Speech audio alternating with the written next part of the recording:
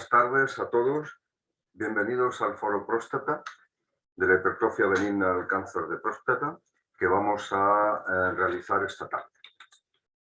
Esta actividad está financiada y está realmente auspiciada por la cátedra de QAES UPF. La cátedra QAES UPF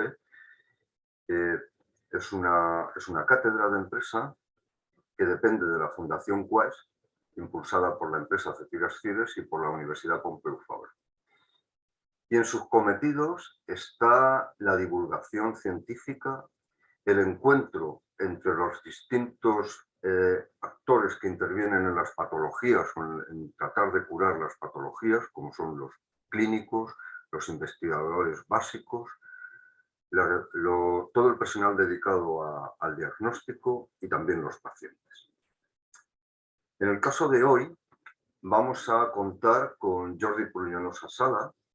Es una persona de Barcelona, una persona que llevaba una vida normal y feliz y que de pronto se encontró con lo que significaba una hipertrofia de próstata y nos contará su experiencia y cómo ha sido vivir este año con él.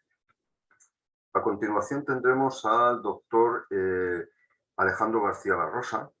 Él es un licenciado en Medicina por la Universidad de Barcelona, es especialista en urología y trabaja aquí en la Universidad, en el Hospital del Mar, y ha realizado distintos tipos de formaciones de especialización, como han sido la residencia en el Hospital Clínic de Barcelona, el máster en Metodología e Investigación en Ciencias de la Salud en la Autónoma de Barcelona, así como un fellow en la European Board of Urology.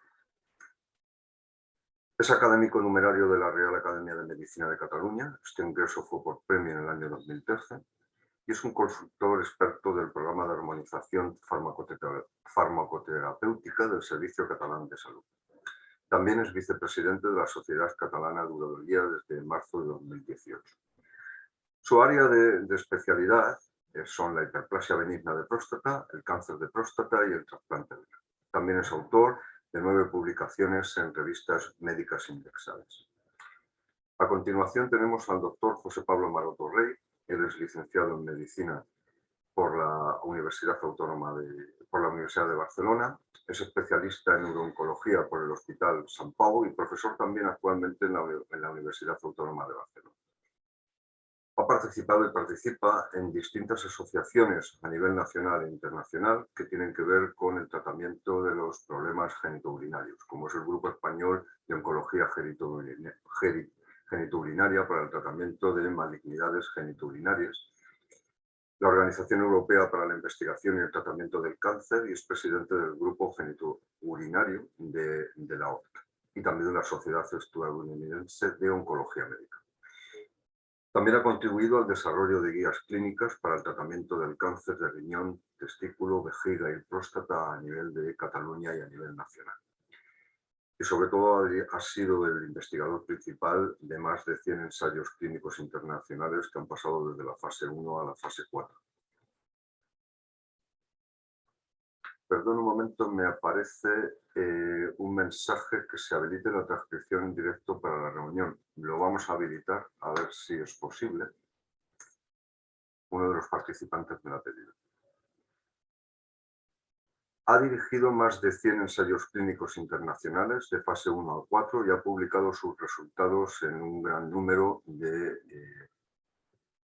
revistas internacionales. Por otra parte, finalmente tenemos al doctor José Ramón García Garzón, que es licenciado en Medicina y Cirugía por la Universidad Autónoma de Barcelona y doctor en Medicina también por la Universidad de Barcelona. Él es especialista en medicina nuclear, tiene un diploma de experto en radiofarmacia y hizo también un fellow centrado en el PET en la MD Anderson en Houston, Texas. Pertenece a la European Board Nuclear Medicine desde 2008 y es máster en servicios sanitarios por ESADE. Actualmente es el jefe del servicio de la unidad de PET, TC y de imagen, por RM también, de Cetigas Cides, el grupo médico. Y es secretario o miembro también de distintas asociaciones relacionadas con la medicina nuclear. Por todo ello es un honor tenerlos aquí Y ahora me van a permitir que les explique cómo se van a desarrollar las sesiones. En primer lugar, hablarán los ponentes. Ustedes pueden participar haciendo preguntas en el chat. Y finalmente, cuando se hayan terminado con la presentación de todas las ponencias, pues iremos respondiendo estas preguntas hasta más o menos las 8 de la tarde, que es el tiempo que consideramos justo para este chat, para este foro. Entonces ahora les voy a dejar con Jordi Pruñonosa. Por favor, Jordi.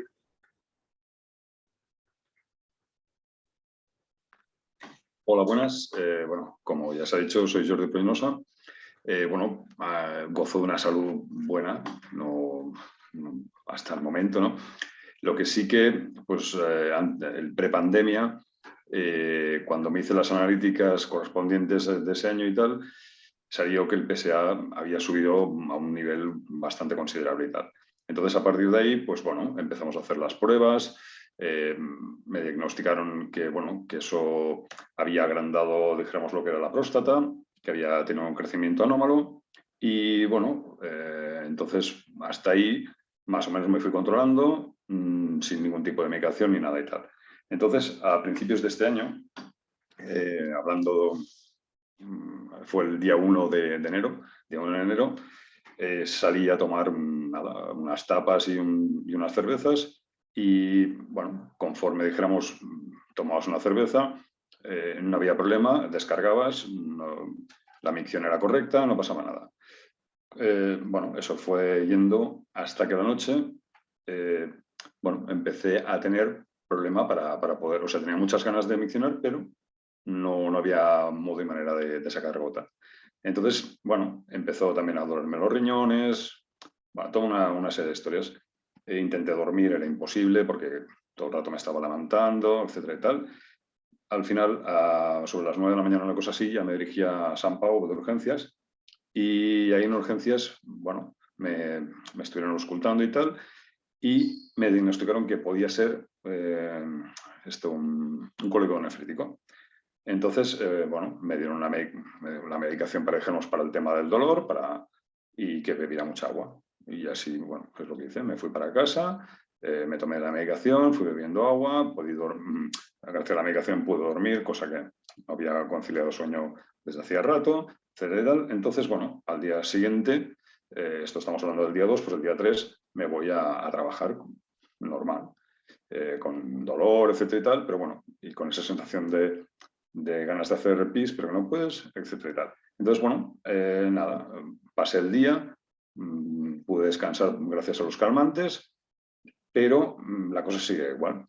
Y ya el día 4, ya viendo que no podía y tal, ya estaba a tope, fui de urgencias a la Fundación Puigverd y una vez estando ahí, ya entonces ya vieron que, bueno, que aquello estaba, bueno, que había una obstrucción brutal y procedieron a sondarme. Una vez sondado, me sacaron como unos 2 litros 900 y nada, y a partir de ahí pues yo descansé, quedé ingresado, ya entonces me hicieron las pruebas pertinentes, me diagnosticaron una hiperplasia y ya quedé, pues dijéramos, en lista de espera para ser operado. Cuando, bueno, ahí cerca de Semana Santa, recibí un aviso de si quería ser operado, dije que sí, se me hicieron las pruebas, todo fue correcto. Entré en quirófano, fue una operación, la verdad, muy rápida, una recuperación muy rápida dentro de lo que cabe, o sea, porque tampoco en 2 días ya estaba fuera del hospital y la verdad es que, bueno, pues sí que tuvo, bueno, porque mi tipo de trabajo es un trabajo en el cual yo estoy muchas horas de pie. Intenté sentarme, pero bueno, es bastante improbable porque al final te acabas levantando muchas veces, con lo cual eso me produjo un par de pequeños sustos de producirse un poco de obstrucción por coágulos y tal. Y nada, fui de urgencias, en urgencias eliminaron esas obstrucciones y a partir de aquí, pues ya estoy en un tema de dijéramos, mi vida en estos momentos es totalmente correcta. Incluso el otro día, después de las últimas pruebas que se me realizaron ahora en octubre, la doctora, que es la que me llevaba, me dijo que estaba perfectamente bien, que siguiera haciéndome los controles que se tienen que hacer cada año y que, bueno, que dijéramos que me preguntó si yo tenía un chorro muy correcto. Digo, sí, ahora tengo un chorro excelente y tal. Con lo cual, o sea, yo en estos momentos me siento perfecto después del trago, dijéramos, de estar durante 4 meses, casi 5, sondado. Pues la verdad es maravilloso y no tengo ningún tipo como de secuela ni nada, o sea, me siento bien. Y hasta aquí más o menos puedo resumir lo que fue mi aventura con el tema de la hiperplasia y con la próstata y con el tema de la operación.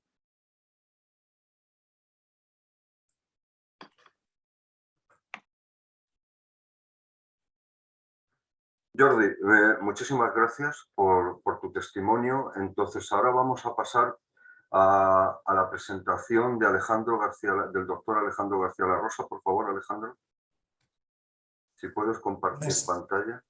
Sí. Buenas tardes, pongo en marcha, comparto pantalla.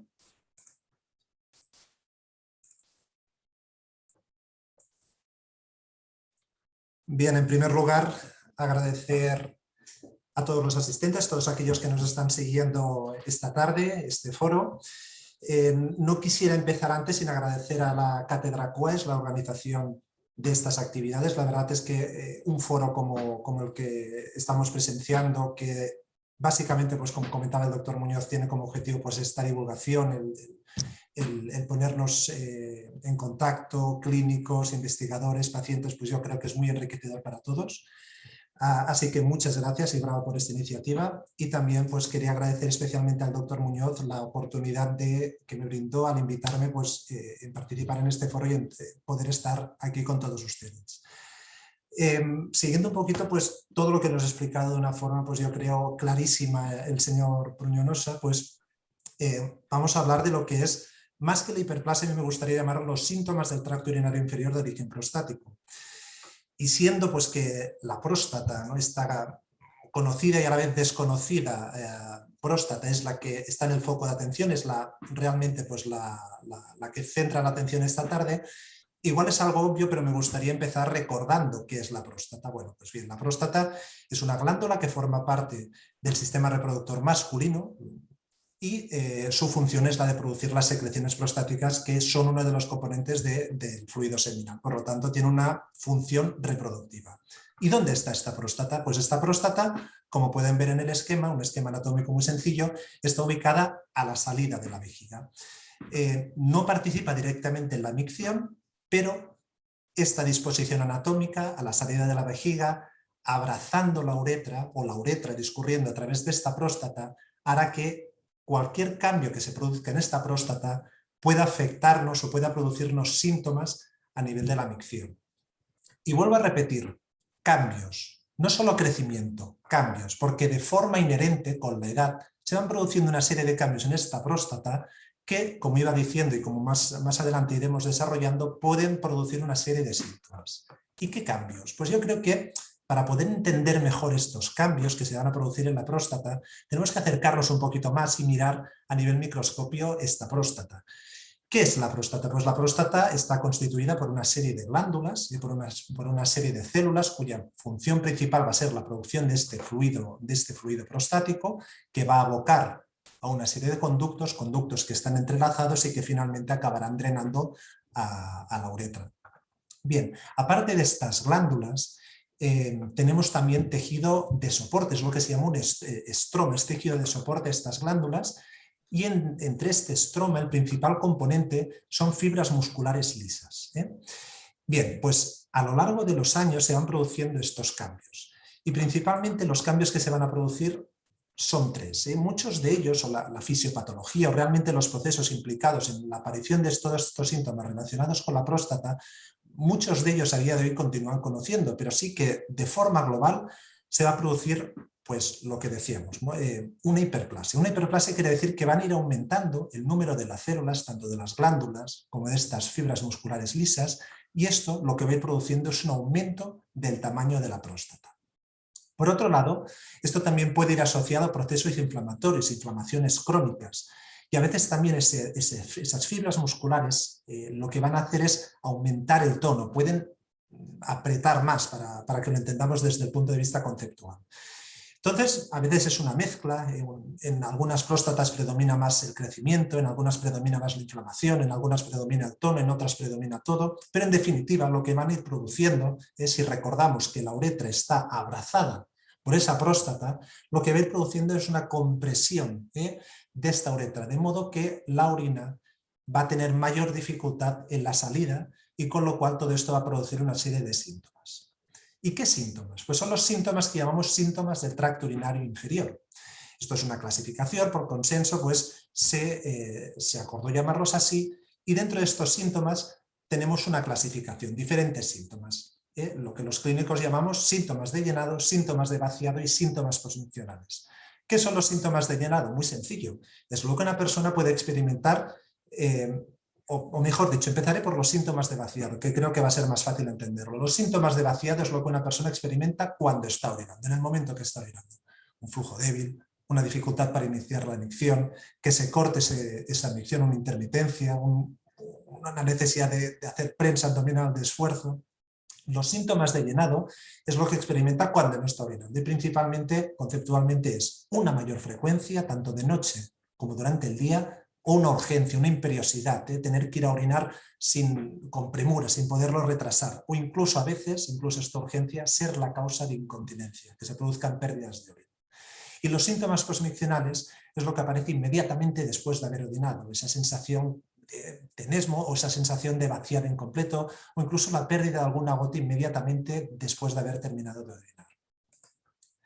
A veces no se producen exclusivamente uno de estos síntomas, sino que la gran mayoría de veces van a confluir, y una persona pues, nos puede explicar diferentes síntomas, ya sean de vaciado, ya sean de llenado. Cuando hablamos de estos síntomas, tenemos que evitar cometer el error de pensar que un hombre, cuando aqueja estos síntomas, va a tener de forma clara o de forma prácticamente exclusiva un problema a nivel de próstata. No es así. Los síntomas del tracto urinario inferior pueden ser debidos a múltiples causas. Entre ellos, pues, lo que hablamos, una obstrucción que se origina a nivel prostático, pero en ocasiones también esta obstrucción se origina a nivel de la uretra, el conducto que va a vehiculizar la orina hacia el exterior. En ocasiones aparecen cicatrices en este conducto, es lo que llamamos estenosis de uretra, que van a ocluir la luz y también van a producir una disminución del caudal y síntomas del tracto urinario inferior. En ocasiones hablábamos de estos síntomas de llenado, sobre todo de urgencia, a veces responden a una irritación, un problema a nivel de la vejiga, por ejemplo, una infección, por ejemplo, una litiasis, una piedra a nivel de esta vejiga, un tumor a nivel de la vejiga, algo que esté irritando esta vejiga, nos puede producir estos síntomas del tracto urinario inferior de llenado.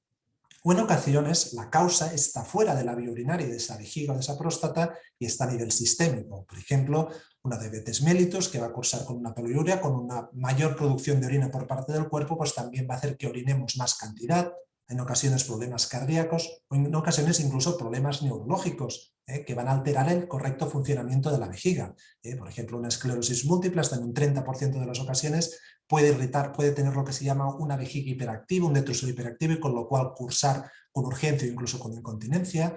Problemas a nivel neurológicos que nos van a alterar los nervios que se encargan de la contracción de la vejiga y que va a hacer que la vejiga pierda fuerza y por lo tanto en el momento de orinar el caudal va a salir con menos fuerza por falta de presión debido a esa alteración en el músculo. También nos puede producir síntomas del tracto urinario inferior, con lo cual es muy importante tener presente, ¿no?, pues todas estas diferentes posibilidades o de enfermedades que nos pueden producir estos síntomas del tracto urinario inferior. Si bien es cierto que en los hombres, y sobre todo en los hombres a partir de una cierta edad, la causa más frecuente de estos síntomas del tracto urinario inferior van a ser problemas a nivel de próstata. Hay los diferentes estudios epidemiológicos, realmente pues hay un baile de cifras, ¿no? A veces por una falta de consenso en establecer claramente pues qué es una hiperplasia prostática benigna o qué síntomas vamos a tener en cuenta de cara a etiquetarlos, pero de forma global yo creo que hay unas cifras que son muy significativas y muy fáciles de recordar, que es aproximadamente la mitad de los hombres a partir de los 60 años o por encima de los 60 años van a quejar algún tipo de síntoma del tracto urinario inferior en mayor o menor medida, y este porcentaje, conforme avanza la edad, va a ir aumentando, pasando de este 50% en los mayores de 70 años hasta prácticamente un 90% en los mayores de 80 años. Bien, y todo esto, ¿cómo lo trasladamos a la consulta? ¿Qué es lo que vamos a hablar con nuestros pacientes cuando nos llegan a la consulta aquejando estos síntomas del tracto urinario inferior y realmente pensamos que puede ser de origen prostático? Bien, lo primero que hacemos pues es la anamnesis, es decir, hablar con ellos, que nos expliquen sus problemas, que nos expliquen qué síntomas aquejan. Y siempre se aboga por intentar recopilar esta información mediante cuestionarios validados al castellano. Hay uno que se utiliza desde hace muchísimos años, que es el conocido IPSS, es un cuestionario validado al castellano que consta de 7 preguntas, son las que pueden ver en pantalla. Son, pues bueno, más o menos las preguntas pues, que siempre realizamos. Más o menos durante la última vez, tiene la sensación de vaciar de forma incompleta la vejiga, tiene que ir a orinar antes de las 2 horas, el caudal se corta, tiene dificultad para aguantarse las ganas de orinar, el chorro de la orina sale con poca fuerza, cuántas veces es preciso hacer fuerza o hacer prensa abdominal para poder orinar, y cuántas veces tiene que levantarse durante la noche. Más o menos pues son unas preguntas que nosotros hacemos para valorar los síntomas del tracto urinario inferior de origen prostático, y esto nos permite preguntar siempre lo mismo y valorarlo de la misma manera. Es decir, transformar algo que es subjetivo en algo más o menos objetivo o estructurado. Bien, lógicamente, sin olvidarnos de la exploración, sin olvidarnos de una analítica de orina que nos va a permitir hacer el diagnóstico diferencial o discernir si puede haber una infección, si puede haber sangrado microscópico que nos obligue a pensar en otros problemas. Analítica de sangre, el señor Pruñonosa nos comentaba que le habían realizado una analítica de sangre y le habían determinado el PSA, lo que se ya conoce generalmente como el marcador prostático en las analíticas. Bien, esto recordar que muchas veces se hace cuando tenemos síntomas o molestias, como nos explicaba el doctor Pruñonosa, pero recordar que desde este año, desde el 2022, desde el Plan Oncológico Europeo se vuelve a introducir y se vuelve a abogar por el uso del PSA como screening para el cáncer de próstata, con lo cual algo que también va a hablarse mucho durante los años próximos. Bien, pasando ya a pruebas de imagen, nos aporta muchísima información una ecografía, una prueba que es fácil de hacer, es una prueba no invasiva, una prueba que no va a implicarle molestias a nuestros pacientes y que nos va a aportar mucha información. Sobre todo en próstata o en vejiga, pero sobre todo en próstata, nos va a aportar información del tamaño que tiene la próstata. Y aquí aprovecho para comentar algo que es una pregunta bastante frecuente, ¿no?, que los pacientes nos acostumbran a hacer. Bueno, ¿y cómo tengo la próstata? ¿Grande, pequeña?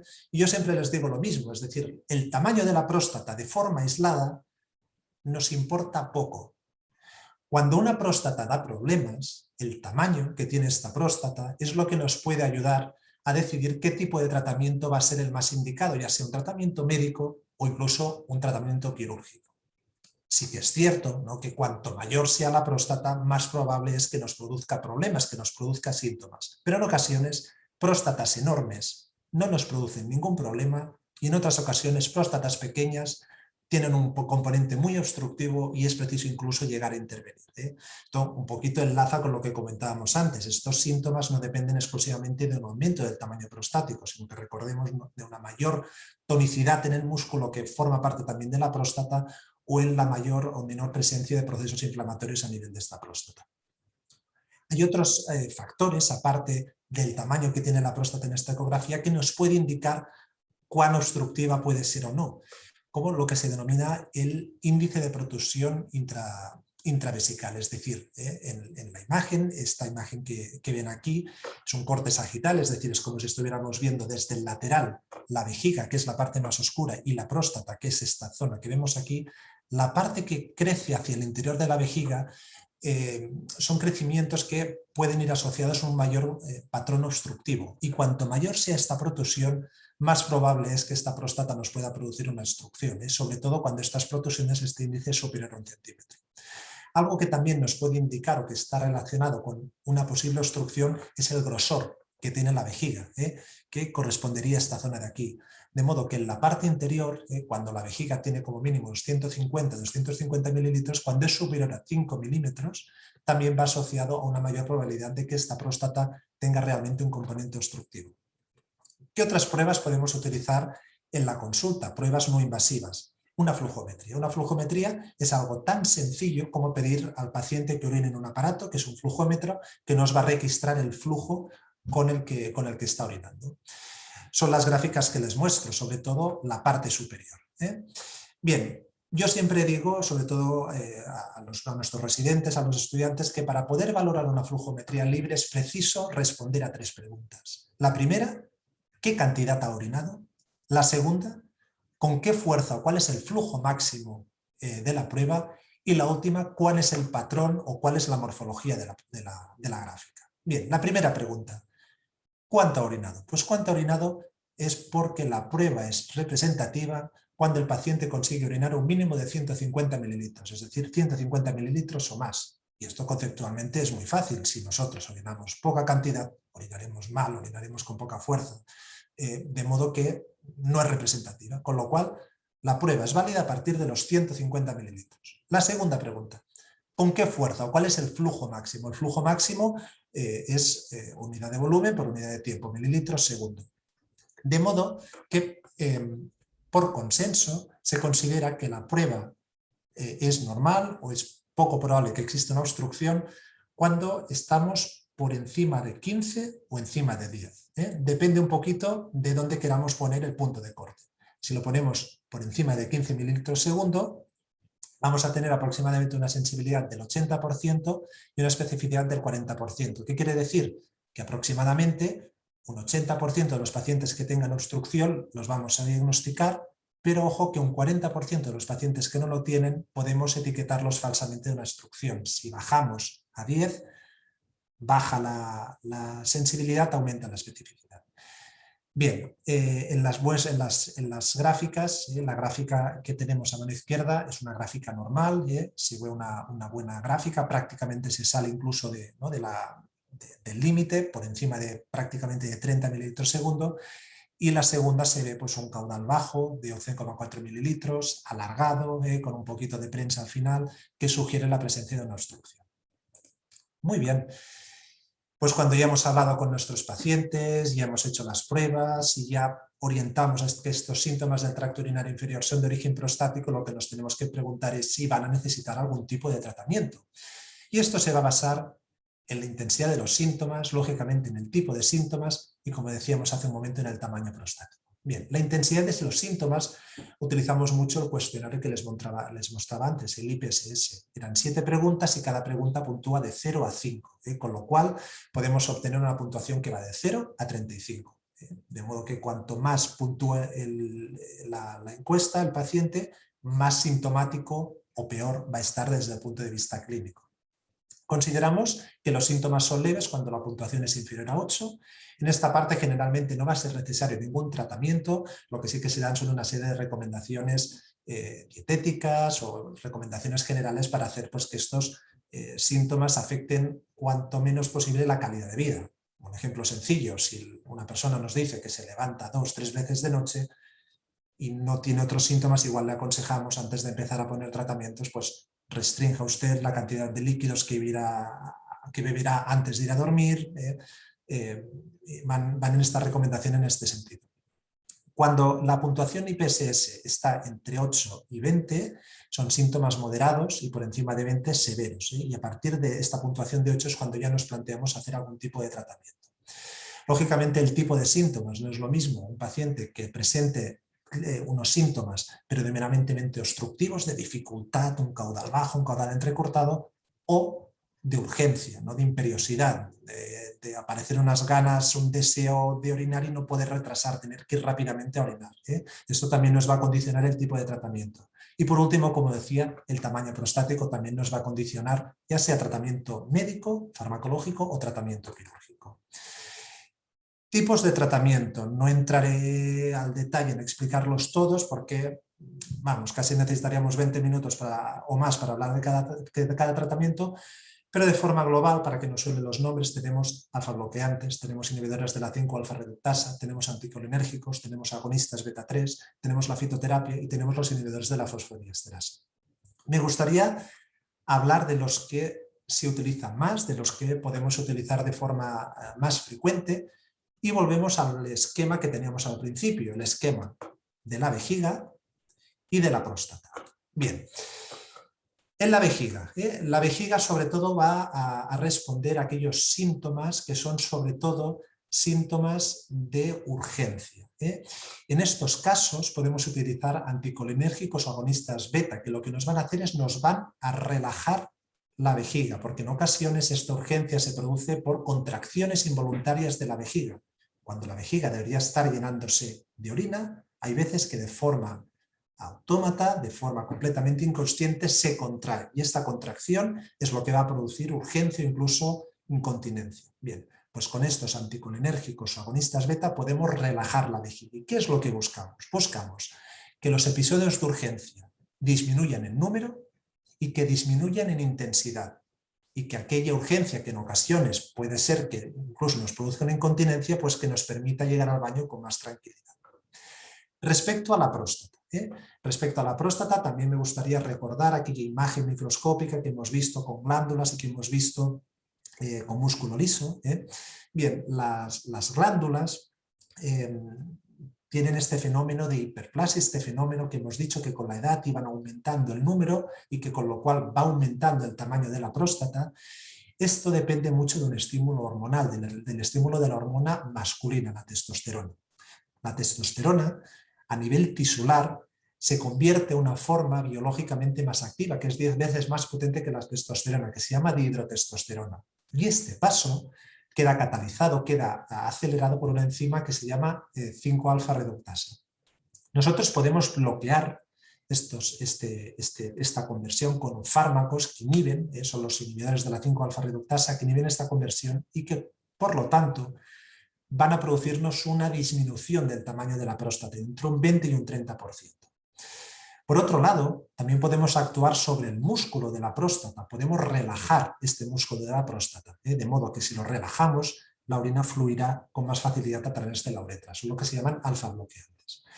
Para entender en qué próstatas podemos dar, funcionan mejor con un alfa-bloqueante, que es la más genérica, es la tamsulosin, la que se utiliza con más frecuencia, o cuando podemos utilizar un inhibidor de la 5-alfa-reductasa, que el más frecuente es el finasteride. Yo siempre digo que tenemos que responder pues, a dos preguntas, ¿no?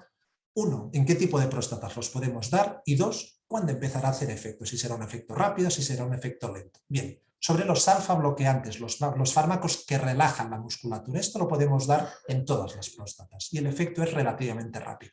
En pocas horas, en pocos días ya podemos valorar el efecto máximo de este tipo de medicamentos. Respecto a los inhibidores de la 5-alfa-reductasa, lo que van a hacer es van a producir esta disminución de un 20 o un 30% del tamaño de la próstata y va a ser un efecto lento. Como mínimo lo vamos a poder valorar a partir de los 6 meses de iniciar este tipo de tratamiento.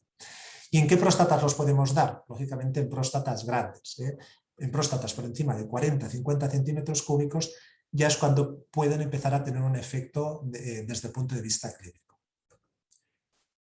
Y cuando el proceso avanza, en ocasiones pues los fármacos ya son insuficientes para controlar el cuadro y es preciso plantearnos un tratamiento quirúrgico. Plantearnos un tratamiento quirúrgico va a depender de dos factores. Por un lado, hay una indicación médica clara. Por otro lado, cuando dependen de la calidad de vida, de los síntomas. Respecto a la indicación médica, pues el señor Puñonosa nos ha escenificado una evolución del proceso hasta llegar a producir una retención de orina que implicó la colocación de una sonda y que esa sonda pues, no se pudo retirar. Bien, pues esto es indicación de cirugía, de operar la próstata. Otras causas. Cuando este problema obstructivo va a producir problemas como son infecciones de repetición, el hecho de orinar mal, va a producir un residuo de orina permanente a nivel de la vejiga que no va a acabar de vaciarse y eso es lo que va a favorecer la formación de infecciones a nivel de esta vejiga. En ocasiones ese remanente de orina también nos va a producir la formación de piedras de litiasis a nivel de la vejiga. Todo esto es indicación quirúrgica. Otras ocasiones lo que sucede es que ese crecimiento de la próstata viene asociado a la aparición de varicosidades, de varices, que van a producir sangrados de orina, hematurias de repetición. Esto también es indicación de cirugía. En otras ocasiones no existe una necesidad desde el punto de vista médico, no hay ningún problema desde el punto de vista médico, pero esa situación supone una gran merma en la calidad de vida del paciente, o los fármacos que estamos dando le implican unos efectos secundarios que también les produce una afectación en la calidad de vida. Y es aquí cuando también nos planteamos operar. Cuando es para mejorar calidad de vida es muy importante pues, tomar una decisión en consenso, pues el paciente, con el médico, porque es muy importante valorar qué tipo de síntomas tiene. Recordemos que los síntomas del tracto urinario inferior no solo se originan por problemas a nivel prostático, sino que tenemos que tener muy claros qué síntomas tiene el paciente. De estos síntomas, realmente, si todo se debe a la próstata o hay otros síntomas, porque si existe, aparte de la próstata en esa paciente, otra causa que está justificando esos síntomas del tracto urinario inferior y operamos a ese paciente, quizás no mejore en todos los aspectos, con lo cual el paciente tiene que estar muy informado a la hora de tomar esa decisión. Y, lógicamente, qué efectos secundarios va a implicar realizar una operación de la próstata. Y cuando empezamos a hablar de tipos de operaciones de la próstata, tenemos más de 20 tipos diferentes de intervenciones. O sea que realmente la cosa pues empieza a complicarse. Y de nuevo, el tamaño de la próstata nos va a resultar de gran ayuda a la hora de tomar una decisión. Los 80 centímetros cúbicos es un poco el límite que nos marcamos a la hora de decidir la intervención a realizar. Lo que hacemos cuando operamos una próstata, hacemos una intervención en la próstata, nos centramos en la parte central, no vamos a operar ni extirpar la totalidad de la próstata. Eso es lo que se conoce como prostatectomía radical y es el tratamiento indicado en el cáncer de próstata, uno de los tratamientos indicados en el cáncer de próstata. Cuando es mejorar los síntomas del tracto urinario inferior de origen prostático, vamos a centrarnos en eliminar esta parte central y diferentes formas de hacerlo. En las próstatas superiores a 80 centímetros cúbicos tenemos que hacer técnicas de nucleación, vamos a quitar esta parte. Y existen diferentes formas de hacerlo.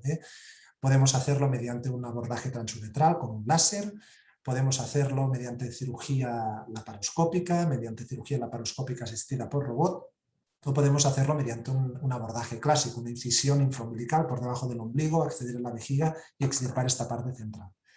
Y cuando las próstatas tienen menos de 80 centímetros cúbicos, existen diferentes técnicas que se pueden clasificar en técnicas de resección, que es decir, a través de la uretra, llegar a esta zona y extirpar o resecar esta parte central. Podemos hacer también estas técnicas ablativas o de resección mediante técnicas láser o lo que se conocen técnicas de vaporización. Tenemos técnicas ablativas alternativas, técnicas para eliminar esta parte central de forma diferente, que son la ablación mediante agua, ablación mediante vapor de agua o incluso embolización. Si ocluimos, que esto se hace con la ayuda de los radiólogos intervencionistas, si ocluimos las arterias que en parte nutren la próstata, si las tapamos, las ocluimos, vamos a disminuir el aporte sanguíneo y vamos a producir una disminución del tamaño, pues también es otro tratamiento indicado. Y por último tenemos las técnicas no ablativas. En estas técnicas no vamos a quitar próstata, sino lo que hacemos es colocar unos dispositivos a nivel de la uretra que nos van a expandir esa uretra. En principio, esto es lo que quería compartir con todos ustedes. Realmente había muchos temas para tratar. He intentado, o me hubiera gustado hacerlo de una forma próxima, evitando muchos tecnicismos, pero sin dejar de ser riguroso desde el punto de vista científico. Espero haberlo conseguido, pero bueno, si existen dudas o preguntas o alguna cosa que no haya quedado clara, estaré encantado en poder responder a todas las dudas que puedan tener. Muchas gracias. Alejandro, muchas gracias por esta maravillosa presentación. Ahora vamos a dar paso a la presentación del doctor Pablo Maroto. Por favor, Pablo.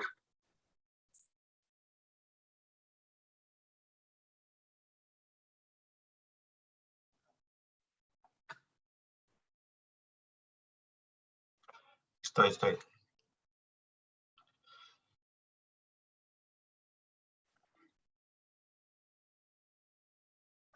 Ahora. Hola, buenas tardes. Pablo, no vemos... ahora vemos. Sí. Perfecto. Muy bien. Hola, buenas tardes. Agradecer la invitación a participar en esta sesión, y el tema sobre el que voy a hablar es el del cáncer de próstata. Yo soy, como se comentó, un oncólogo médico más acostumbrado a tratar el cáncer de próstata desde una manera sistémica. Sistémica quiere decir cuando ya se ha escapado de lo que es la localización de la próstata, y orientaré un poco la charla hacia los nuevos tratamientos que disponemos en el tratamiento del cáncer de próstata y algunos datos epidemiológicos respecto a esta neoplasia. A veces me gusta empezar con las conclusiones, y para que ya al menos dejemos grabados 3 puntos que yo creo que es importante. Aquí hablo de una cosa que es la vía androgénica, los andrógenos, la testosterona como clave en el manejo del tratamiento sistémico del cáncer de próstata. Un segundo punto, y es que se ha modificado mucho lo que es el tratamiento de primera línea en el paciente metastásico, que ya no consiste solo en deprivación androgénica, sino deprivación androgénica más algo más. Luego hablaremos un poquito más de todo ello. Y luego los oncólogos nos gusta mucho hablar de biomarcador. Biomarcador es algo que nos permite identificar un tipo especial de tumor al que le podemos dar un tratamiento específico, lo que seguro que les ha sonado o han oído en algún momento, lo que llamamos como individualización del tratamiento. No tratar a todo el mundo de la misma manera, sino que buscar el tratamiento más conveniente para cada paciente. Y esto es algo en lo que aún estamos investigando, aunque aún disponemos de pocos biomarcadores que aplicar en el carcinoma de próstata. Tumor de próstata, ya os he explicado antes lo que es la glándula prostática. Los problemas que vamos a tener en los pacientes que tienen tumores de próstata y que no podemos erradicar de entrada van a ser locales y a distancia, afectando sobre todo a nivel de lo que es el hueso, que es el órgano target el órgano diana más importante hacia donde se escapan los tumores de próstata.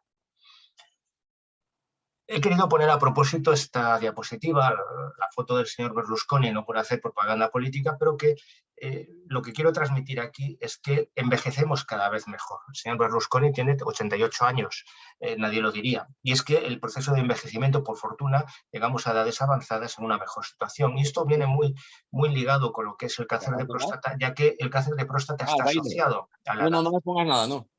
Está asociado a la edad. También pongo una foto de golf porque precisamente por esto.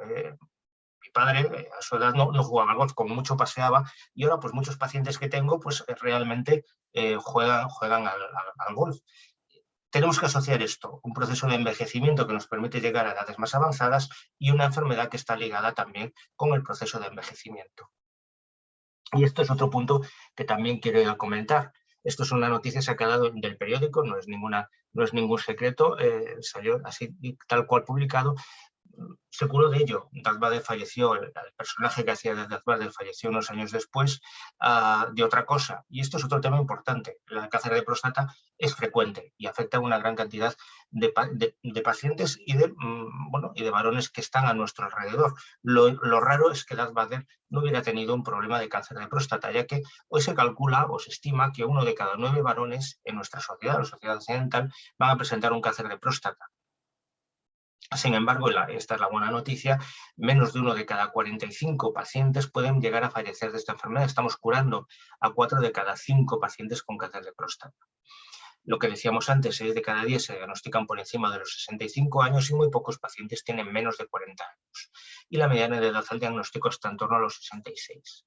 Esto es un poco la gráfica de la frecuencia en países similares al nuestro, en Francia y en Nueva Zelanda. Fíjense, la barra azul sería la incidencia, son pacientes de más de 50 años, y la banda roja sería la mortalidad. Vemos que diagnosticamos muchos pacientes, pero fallecen menos. Por desgracia, en otros tumores no tenemos curvas parecidas a estas, como vemos en cáncer de pulmón o en cáncer de páncreas, que la probabilidad de curación es mucho más baja y se aproximan mucho los diagnósticos con los fallecimientos. Otra buena noticia es que diagnosticamos más precozmente gracias a diferentes métodos diagnósticos y que también las técnicas mejoran y la mortalidad ha ido descendiendo a nivel, son gráficas de Estados Unidos a lo largo de los últimos años. más números. En verde serían los países con la mayor incidencia de cáncer de próstata, vemos que son países occidentales, y luego otros en color nata, pues países con una menor, también con elevada incidencia, aunque algo menor que los países occidentales. De aquí, y luego lo podemos comentar, estamos diagnosticando mucho, muchos de estos tumores no hubieran tenido ningún impacto en la supervivencia de los pacientes, quizá estamos sobrediagnosticando, pero a la vez también es verdad que este sobrediagnóstico nos permite curar más pacientes. Si vemos lo que es la mortalidad, sin embargo, afecta a países, pues la zona del sur de África, algún país americano, no están en las zonas, esta elevada mortalidad en las zonas en las que diagnosticamos más. Por tanto, también hay este parámetro, este valor de que sí que estamos diagnosticando mucho algunos pacientes con tumores muy indolentes que probablemente no tendríamos o no tendrían ningún impacto en su supervivencia, pero al mismo tiempo nos permite tener un mayor nivel de curación. ¿Por qué surge un tumor de próstata? Básicamente porque tenemos testosterona. Surge en el varón, los varones antiguamente eunucos o los castrati que se les quitaba es la fuente de testosterona en edades muy precoces, no desarrollaban cánceres de próstata. Una vez que el tumor surge, necesita la testosterona para seguir creciendo y dar metástasis. Por lo tanto, la testosterona y todo el sistema de crecimiento o relacionado con la testosterona es la clave en los tratamientos sistémicos que tenemos para controlar la enfermedad. Y bueno, de todas maneras, hay un pequeño porcentaje de pacientes que podemos tener un factor hereditario y que es obligatorio identificarlo, ya que empezamos a tener tratamiento y entra dentro de eso que comentábamos antes como individualización, algún tratamiento más específico para estos con factores hereditarios. El control de la testosterona se realiza por lo que llamamos el eje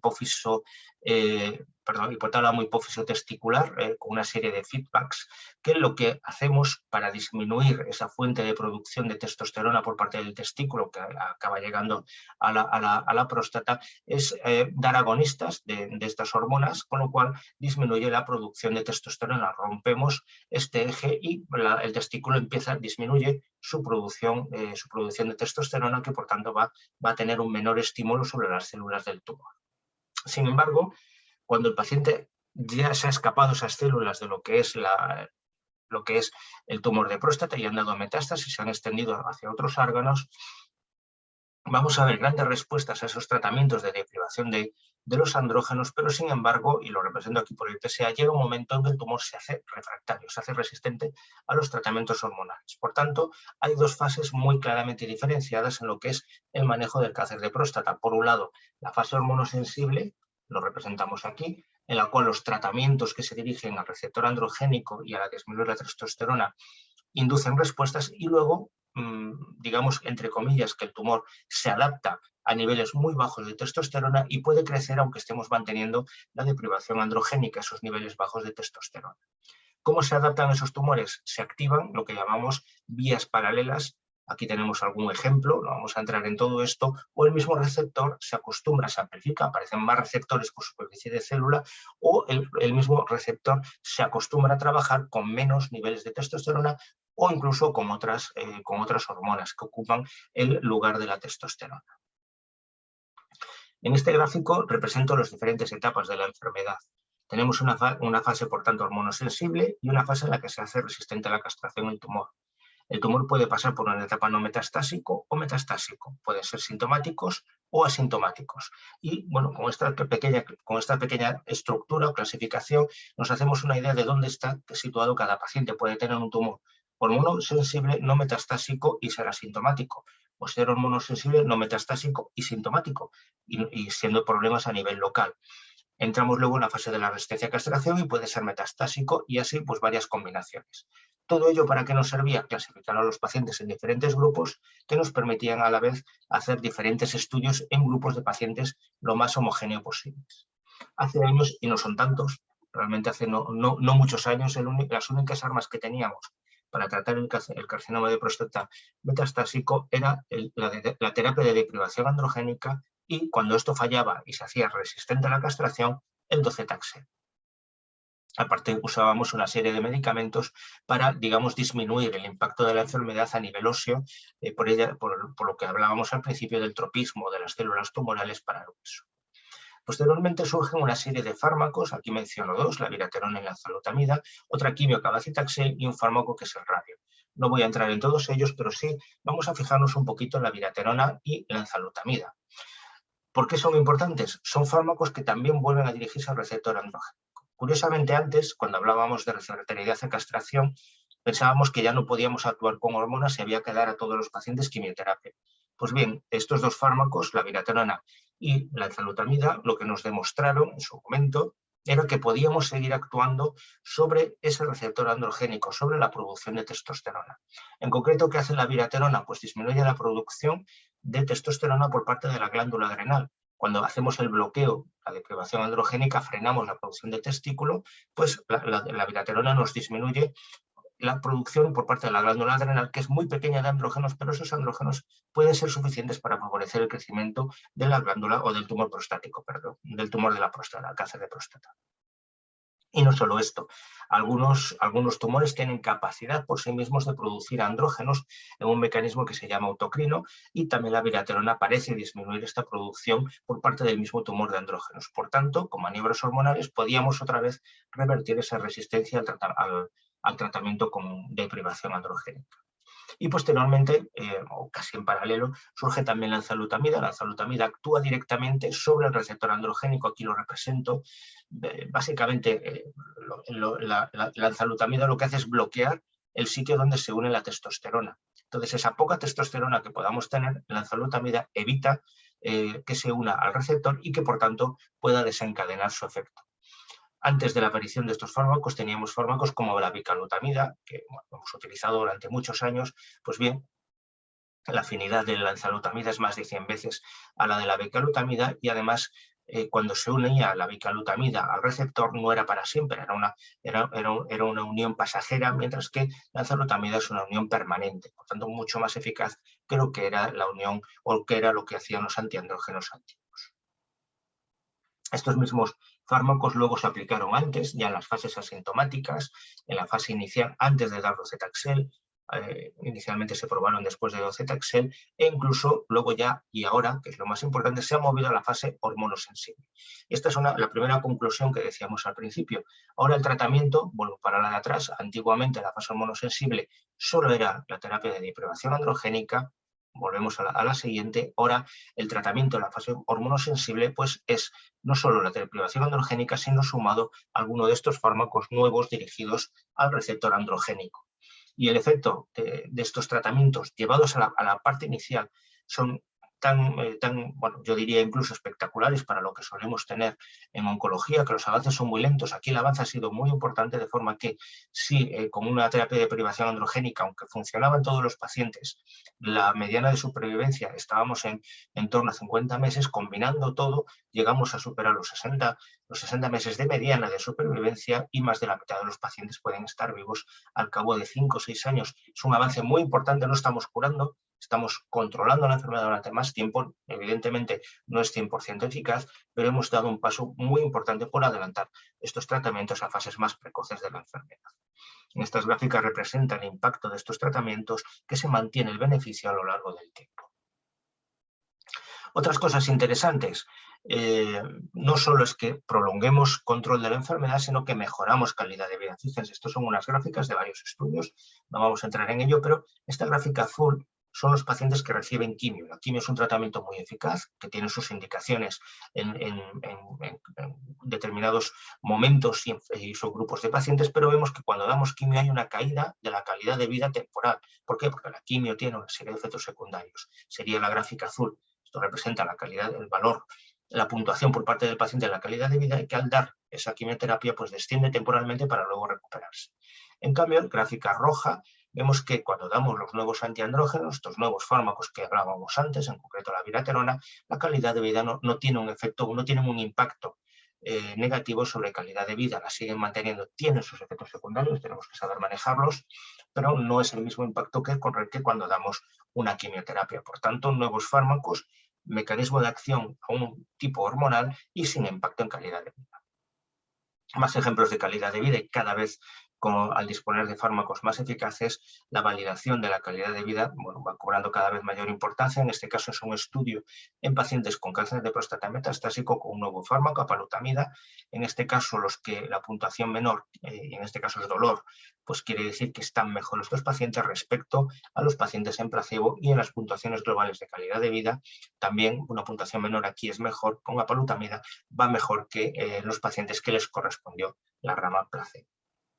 Ya lo último, y estamos hablando de 2021 y 2022, y también quiero mencionarlo porque han salido noticias en los periódicos de estas nuevas combinaciones, pues nos han llegado ya lo que es lo último, a esa fase inicial del tratamiento que estamos sumando y que estamos consiguiendo beneficios, pues no solo dar una terapia dirigida al receptor androgénico, sino además sumar quimioterapia.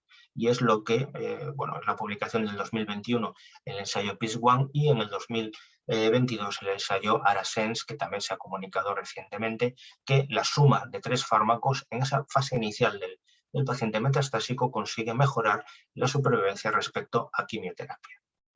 Esta es la estructura del estudio. Seguro que son los ensayos clínicos en oncología. Siempre en oncología se ha de realizar un ensayo clínico, y desde aquí también agradecer a tantos cientos de pacientes que participan diariamente en mi mismo hospital y en todos los hospitales en ensayos clínicos, colaborando en el desarrollo de estos nuevos fármacos y también ayudando a otros pacientes que van a venir detrás. En este caso, pues los pacientes se randomizaron a el combo de docetaxel, quimioterapia con el nuevo antiandrógeno, versus placebo y quimioterapia que vemos aquí. Y el resultado de este estudio fue que los que llevaban el combo, la nueva combinación, tenían una mejor evolución en cuanto a supervivencia, en cuanto a resultados respecto a lo que era el tratamiento clásico. Y no solo esto tiene no solo un beneficio en tiempo, es un beneficio también en calidad de vida, disminución de síntomas. Por ejemplo, aquí es el tiempo, el primer evento esquelético, por ejemplo, que el paciente necesite una radioterapia por dolor óseo, pues se retrasa con fármacos o con combinaciones más eficaces. El cáncer de próstata, de todas maneras, es un tema muy complejo. Ponía el ejemplo inicialmente del paciente anciano, y es que podemos tener pacientes relativamente jóvenes y pacientes que no estén en mejores condiciones. Evidentemente, el manejo de un paciente como este, de 53 años, que pues tiene un tumor relativamente agresivo, con un PSA elevado, pero que es un paciente joven, que puede tolerar quimio, pues posiblemente el manejo tenga que ser diferente a este otro paciente que puede haber llegado a sus 80, pero pues en peores condiciones, por un EPOC, que necesita oxígeno, que tenga muchas medicaciones y que, por tanto, el grado de tolerancia de este paciente a los tratamientos pueda ser inferior. ¿Los dos tienen cáncer de próstata? Sí. ¿Con características parecidas? Sí. Pero que hemos de hacer una aproximación muy diferente los dos. O este otro, 76 años, pero que, lo pongo como ejemplo, quiere cuidar a su mujer que tiene Alzheimer y no quiere pasar tiempo en el hospital ni arriesgarse a una toxicidad. A este paciente la recomendación de dar quimio pues probablemente no sea la mejor, ya que tenemos más riesgo de que pueda tener una toxicidad. Y finalmente este otro, que puede haber tenido un tratamiento local hace muchos años y que ahora no recae. Y normalmente estos pacientes, como ahora veremos, tienen un pronóstico mucho mejor y que, por tanto, la intensidad del tratamiento en este caso sea diferente. Nuevamente, no tenemos un biomarcador único, un factor único que nos diga este es el tratamiento conveniente para todos los pacientes. No hay una regla única y o se trata de individualizar en función de las características no solo biológicas del tumor, sino también sociales y los propios intereses del paciente.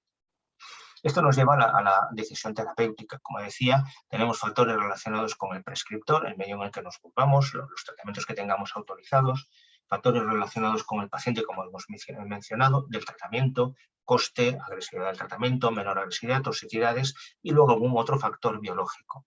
Solo quería destacar aquí que en cáncer de próstata clasificamos metastásico, pacientes en bajo volumen, que son los que tienen básicamente menos o 3 metástasis óseas o menos en una gammagrafía, o en pacientes con bajo volumen o bajo riesgo con menos de 3 metástasis, o que tengan, y sobre todo que tengan ausencia de metástasis viscerales, que tienen un pronóstico un poquito peor y lo consideramos de alto riesgo. ¿Por qué esto es importante?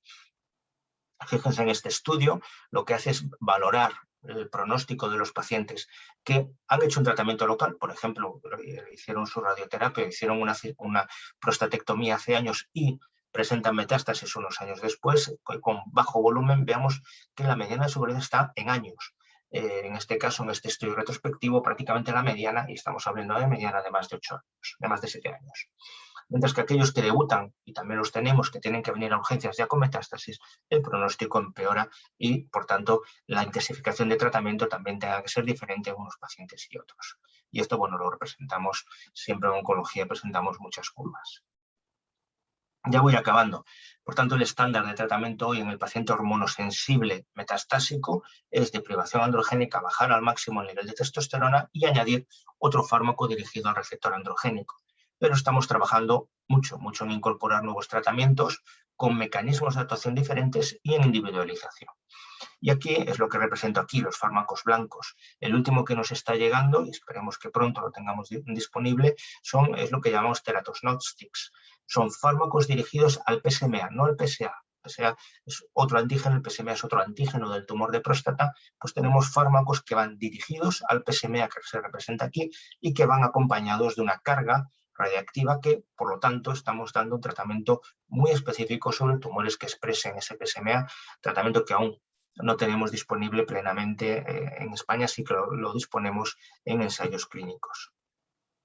Y luego tratamientos dirigidos a algunas alteraciones individuales. Y los últimos resultados positivos los tenemos en pacientes que tengan alteraciones de la reparación del DNA, y esto lo buscamos ya en todos nuestros pacientes. Estos pacientes tienen a veces tumores un poquito más agresivos, de peor respuesta a hormonas, pero que también hemos desarrollado fármacos específicos si identificamos estas mutaciones.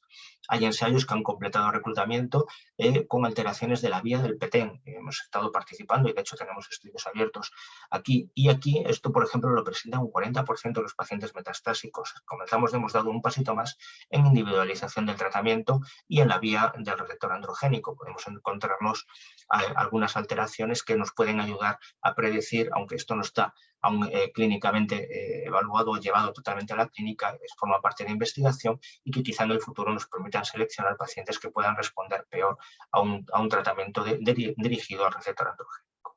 En todo caso, hay que buscarlas y cada vez más estamos realizando estas técnicas, también individualizando. Evidentemente el paciente que sabemos que no lo podremos beneficiar porque no puede tolerar estos tratamientos, quizá no haya que realizarlo, pero sí que las alteraciones de la reparación, por ejemplo, pueden tener un componente hereditario y es una información que hay que dar también a las familias, obviamente para poner en marcha los mecanismos de detección precoz de los potenciales tumores relacionados con estas alteraciones. Concretamente aquí, las del PTEN son adquiridas, son otro tipo de problemas y no tienen una implicación familiar en general. Como resumen,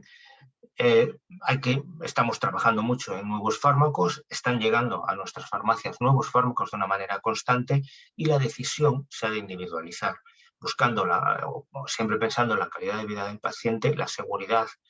Todos los fármacos tienen sus efectos secundarios, sobre todo en pacientes que puedan estar más o menos polimericados. Hay que escuchar la preferencia del paciente siempre, y esto es, y las circunstancias y la situación, tratamiento, y vuelvo a poner el ejemplo de tener que venir mucho al hospital, no es lo mismo para un paciente que vive al lado que otro que le cueste venir y que viva fuera o a una distancia importante del hospital, y obviamente valorar siempre coste y eficacia y con ello hacer nuestra valoración individual y nuestra recomendación a cada paciente. Y nada más, muchísimas gracias.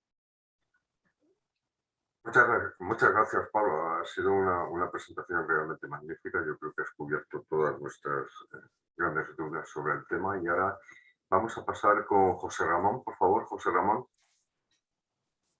Perfecto. Buenas tardes. Bueno, en primer lugar, me uno a mis compañeros en agradecer al doctor Muñoz la posibilidad de participar en este foro.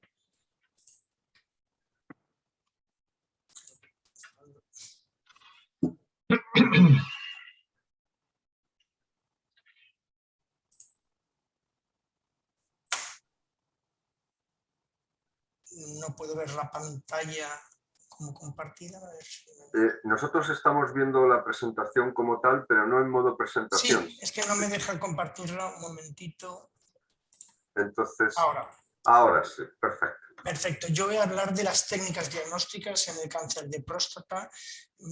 Podría ser un poco raro hablar después del doctor Maroto, pero bueno, como ustedes pueden ver, esta es la curva que ha presentado el doctor Maroto sobre el cáncer de próstata. En primer lugar, la enfermedad puede estar localizada, luego esa recurrencia o ese estatus hormonosensible y finalmente un estatus o una enfermedad hormonoresistente.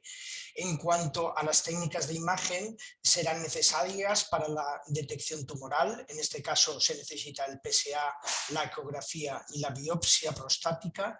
En la estadificación de los pacientes ya diagnosticados de cáncer de próstata, para ver estos pacientes que pueden tener metástasis a distancia, sobre todo ganglionares y óseas, por lo que las pruebas de elección son el TAC y la gamografía ósea. En la recidiva bioquímica, en la que después del tratamiento inicial con radioterapia o prostatectomía se eleva el PSA y tenemos que localizar la enfermedad, y en este caso el TAC y la gamografía son las pruebas de elección, y en esta última fase resistente a la castración, en la que de forma clásica también tenemos a estas dos técnicas de imagen para su diagnóstico. Me voy a centrar someramente en cada una de ellas. En primer lugar, el antígeno prostático específico, el PSA, es esta proteína producida por las células prostáticas que se segrega de forma normal, pero que en las células malignas aumenta su concentración. Y como ustedes pueden ver, cuando tenemos un PSA mayor de 10, pues ya el paciente es candidato a una biopsia guiada para descartar la neoplasia de próstata, mientras que si el valor es entre 4 y el 10, todavía puede existir una hipertrofia benigna de próstata. Existe también el índice del PSA, que es la relación entre el PSA libre, no unido a proteínas, dividido en el PSA total, que el objetivo del mismo es la diferenciación entre el cáncer de próstata y la hipertrofia benigna prostática, de la que también se ha hablado en esta sesión. A estos pacientes, como hemos dicho, hay que hacerles una ecografía prostática, se realiza vía transrectal, se realiza tras una lubricación, se introduce el transductor por vía rectal sin requerir el llenado de la vesícula, de la vejiga urinaria, y siendo la calidad de la misma superior a la de la ecografía abdominal. Como ya ha dicho mi compañero, la ecografía prostática pues tiene múltiples utilidades en la definición de la glándula prostática. Posteriormente se debe de realizar una biopsia prostática. Esta biopsia se realiza guiada ecográficamente de una forma cognitiva, es decir, viendo la imagen ecográfica, pero sin saber exactamente dónde tenemos que funcionar. Se realiza vía rectal o vía transperineal, y debido a que es esta biopsia cognitiva, la toma de muestras puede ser por sextantes, hasta 12 cilindros, o por saturación. Todo ello porque la tasa de detección de la biopsia prostática no es muy elevada, es del 38 al 50% tras la primera biopsia, y con menor eficacia en los casos en los que la primera biopsia es negativa. Además, hay un valor predictivo negativo bajo. El 30% de los pacientes con biopsias negativas van a presentar cáncer de próstata. ¿Y cómo se valora la neoplasia prostática? Como he comentado, en los casos, el doctor Maroto se realiza mediante el Gleason Score, la graduación de Gleason, que lo que pretende es combinar dos números, los dos más frecuentes en esa biopsia, entre la célula normal diferenciada y la célula claramente patológica. De esta manera establecemos unos criterios en los que el Gleason 7 establecería el valor favorable o intermedio al valor desfavorable para detectar el cáncer clínicamente significativo. Una vez ya diagnosticado el cáncer de próstata, como hemos comentado, debemos realizar una estadificación extraprostática. Para ello hemos dicho que para la estadificación ganglionar utilizaremos el TAC. Necesito rápidamente definir que el TAC es una cámara en la que un tubo de rayos X gira alrededor del cuerpo y obtiene de esta manera una imagen tomográfica morfológica. Como la estadificación ganglionar se realiza mediante el TAC con contraste endovenoso de forma morfológica, vemos que los criterios deben de ser de tamaño. Por tanto, cuando vemos un ganglio en la localización típica de extensión ganglionar del cáncer de próstata, solo podremos considerar como patológicos los que midan más de 1 centímetro. Esto hace que la sensibilidad del TAC veamos que no es excesivamente brillante, entre el 25 y 70%. En cuanto a la infiltración de médula ósea, se realiza mediante la gammagrafía ósea. La gammagrafía, a diferencia del TAC, es una exploración funcional. Inyectamos un radiofármaco que produce un fotón y la cámara, en este caso, lo que realiza es el contaje de estos fotones, obteniendo la imagen gammagráfica. Dependiendo del radiofármaco que inyectemos, podremos ver un proceso funcional, el hueso, el corazón, los pulmones. Si la cámara gira alrededor del cuerpo, pues de la imagen planar obtendremos una imagen tomográfica. Y si le añadimos un TAC, tendremos un SPECT-TAC y tendremos una imagen combinada. Pues bien, esta diseminación metastásica ósea, el patrón de diseminación es hematógeno y hace que la gammagrafía ósea muestre una elevada sensibilidad, como es en este ejemplo que ponemos, en el que vemos una lesión metastásica dorsal, pero que no tiene traducción en el TC todavía. Sin embargo, y si le realizamos una SPECT, vemos que aumentaremos la sensibilidad todavía más de la exploración. Sin embargo, el problema de la gammografía ósea es que tiene una limitada especificidad y por eso en sus indicaciones están los grupos de medio-alto riesgo, ya con un Gleason elevado y con un PSA alto, puesto que vemos que en los pacientes de menor riesgo la tasa de detección no hace necesaria la realización de la misma. Todo este es el escenario clásico, el que ha comentado el doctor Maroto, que es el que sale en las guías, pero realmente tenemos unos avances diagnósticos en el cáncer de próstata que se basan en la detección tumoral, en la resonancia multiparamétrica de próstata y en el PET con trazadores específicos prostáticos, la colina y el PSMA.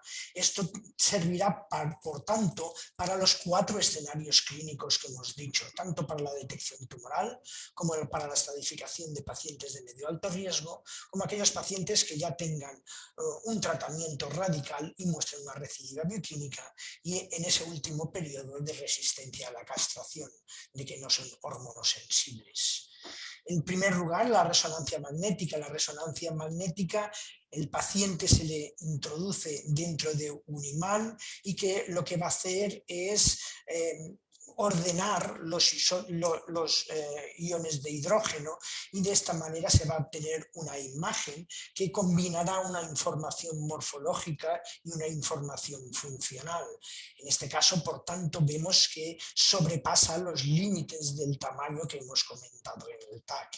Y esto es debido a la existencia de unas secuencias más funcionales de la resonancia, como es la difusión, en la que la celularidad restringe el movimiento del agua y hace que, por tanto, obtenga una señal más brillante, y esto es indicativo de presencia de células tumorales, que además se pueden cuantificar mediante el ADC, o la administración de contraste de gadolinio, en el que se obtendrán unas curvas de captación que están relacionadas con la vascularización de las células tumorales. Vemos, por tanto, que la información de la resonancia multiparamétrica, por tanto, con estas secuencias no es solo morfológica y funcional. O el PET. El PET es otra técnica de medicina nuclear, por tanto, una vez más inyectamos un trazador, en el caso de la próstata, como hemos dicho, la colina o el PSMA, y la cámara, como hemos dicho, en la gamma cámara, se trata de un detector de esta radiación, en este caso con una energía elevada, puesto que son productos de ciclotrón. El PET se combina con el PET-TAC para valorar dónde se localizan estas imágenes hipermetabólicas, o con el PET-resonancia, que tiene una mayor utilidad en aquellas patologías, como es el caso del foro de hoy, de la próstata, en las que la técnica de elección va a ser la próstata. En el caso de la colina, el grado de captación va a estar relacionado con las membranas, con la formación de membranas celulares, pero creo que es mucho más importante el PSMA, puesto que, como ha comentado el doctor Maroto, es un antígeno que va dirigido expresamente contra el PSA, por lo cual es muy sensible para la detección del cáncer de próstata. Hecho ya este resumen en el que hemos visto la utilidad de estas técnicas, vamos a ver cuál es la utilidad en el cáncer de próstata. En primer lugar, en la estadificación, en la valoración de la detección de si existen lesiones prostáticas tumorales. La resonancia nos permite, a través del sistema PIRADS, una valoración de la probabilidad de que exista una lesión tumoral, consecuencias dominantes dependiendo de dónde se encuentre la lesión, si en la glándula periférica o la transicional. Esto hace que la sensibilidad de la resonancia sea superior a la de la ecografía, que muestra, sin embargo, una mayor especificidad, pero hace que existan proyectos en los que el triaje de resonancia vaya a evitar biopsias que van a ser negativas, lo cual es muy importante porque vamos a quitar posibilidad de crear falsos positivos a estos pacientes. Este es el caso que mostramos, en el que gracias a una biopsia prostática dirigida por software podemos realizar la ecografía, realizar la biopsia, y nuestro ingeniero biomédico va a seleccionar las zonas de biopsia guiadas por ecografía, pero por la imagen de resonancia. Y de esta manera, esta biopsia negativa en un paciente que la resonancia multiparamétrica era claramente positiva, pues vemos como tenía biopsias previas negativas y la biopsia acaba siendo diagnóstica de un cáncer clínicamente significativo.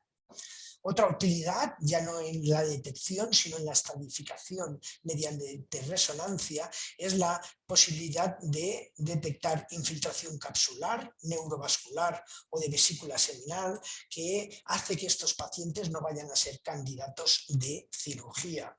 Y la clasificación de estos pacientes dependiendo del riesgo, valorando la estadificación del Gleason, del PSA y también de la imagen de resonancia.